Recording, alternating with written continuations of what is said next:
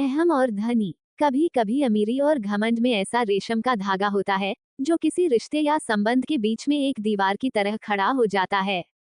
जब कोई व्यक्ति अपने धन और स्थिति को अपनी पहचान समझने लगता है, तो वह अपने आसपास के लोगों को तुच्छ समझने लगता है।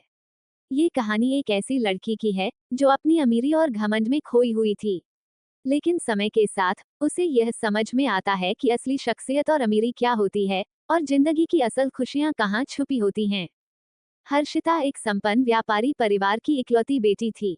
उसके पिता का नाम विनय कुमार था, जो एक बड़े रियल एस्टेट कारोबारी थे।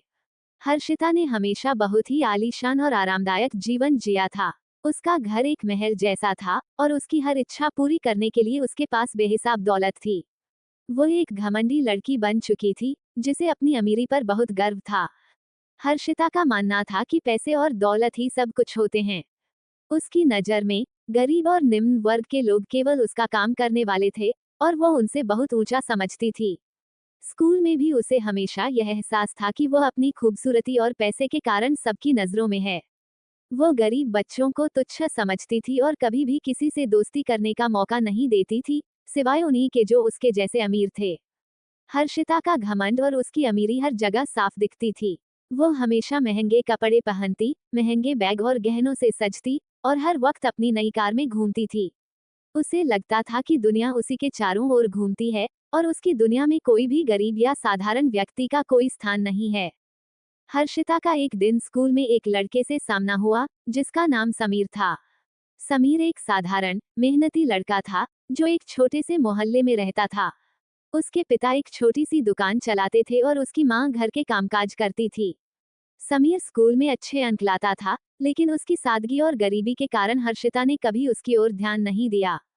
एक दिन स्कूल में एक बड़ा आयोजन हुआ। हर्षिता और समीर दोनों ही इस आयोजन में शामिल हुए। समीर ने अपनी कड़ी मेहनत से पूरे आयोजन की व्यवस्था और आयोजन में मदद की, जबकि हर्षिता केवल दिखावे के लिए वहां आई थी। आयोजन के बाद हर्षिता और समीर का आमना सामना हुआ। हर्षिता ने उसे एक बार फिर तुच्छ नजरों से देखा और कहा, तुम जैसे लोग हमेशा दूसरों की मदद करते हैं, क्योंकि तुम्हें अपनी गरीबी को छिपाना होता है। तुम में आत्मा सम्मान की कमी है। समीर मुस्कुराया और शांतिपूर्वक जवाब दिया, आत्मा सम्मान कभी पैसों से नहीं आता, हर्षिता। ये तो तुम्हारे कर्मों से आता है। हर्षिता ने उसे नजरअंदाज किया और चली गई, लेकिन समीर के शब्द उसके दिमाग में गूंजते रहे। समीर की बातें हर्षिता के दिल में घर कर गईं। वो हमेशा अपनी अमीरी पर गर्व करती थी, लेकिन समीर की सादगी और आत्मसम्मान ने उसे हिला दिया। वह सोचने लगी कि क्या सचमुच पैसे से ही सम्मान मिलता है? क्या उसकी असली पहचान केवल उसकी अमीरी और महंगे कपड़े हैं? समीर की मुस्कान और उसका शांत स्वभाव उसे कहीं न कहीं प्रभावित कर रहा था।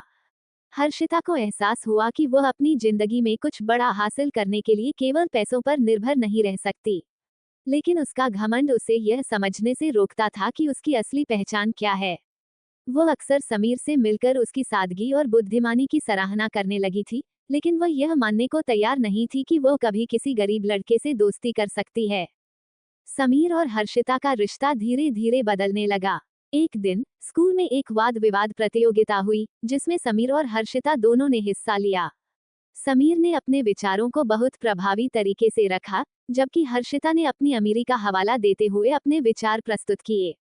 समीर ने जब हर्षिता से कहा, तुम्हारी पहचान तुम्हारे पैसों से नहीं, तुम्हारी सोच और कार्यों से बनती है, तो हर्षिता को गहरा आघात हुआ।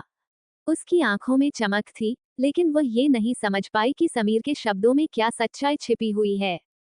समीर की जीत के बाद हर्षिता के मन में एक हलचल मच गई। उसे महसूस हुआ कि उसकी जिंदगी केवल दिखावे से नहीं, बल्कि उसके भीतर की सच्चाई से बनती है। वह सोचने लगी कि क्या उसकी पूरी जिंदगी केवल अपनी अमीरी और दिखावे में सिमट कर रह जाएगी। क्या उसे भी समीर की तरह अपने कर्मों से खुद को साबित करना चाहिए? कुछ दिनों बाद हर्षिता ने एक निर्णय लिया। उसने खुद को बदलने का मन बनाया। उसने अपने घमंड को छोड़ने और अपनी सादगी को अपनाने का प्रयास किया।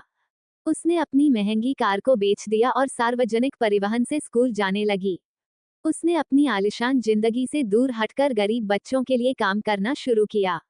वह समीर के जैसे उन बच्चों के लिए शिक्षा और संसाधन जुटाने की कोशिश करने लगी, जो कभी उसकी नजरों में तुच्छ थे। समीर ने देखा कि हर्षिता का दृष्टिकोण बदल चुका है। वो अब एक अलग लड़की बन चुकी थी, जो पैसों से ज्यादा दिल और आत्मसम्मान को महत्व देती थी।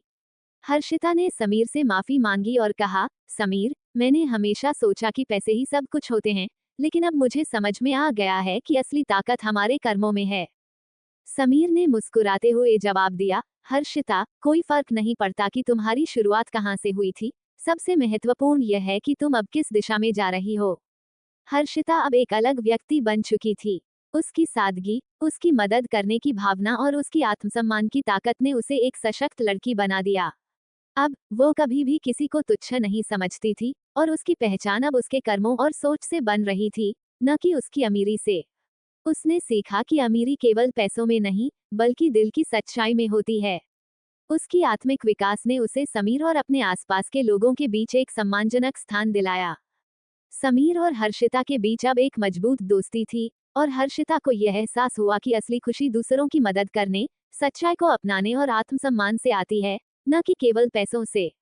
ये कहानी हमें ये सिखाती है कि घमंड और धन कभी भी हमें असली खुशियों और आत्मसम्मान से नहीं भर सकते। असली ताकत हमारे कर्मों, विचारों और दूसरों के प्रति हमारे व्यवहार में होती है।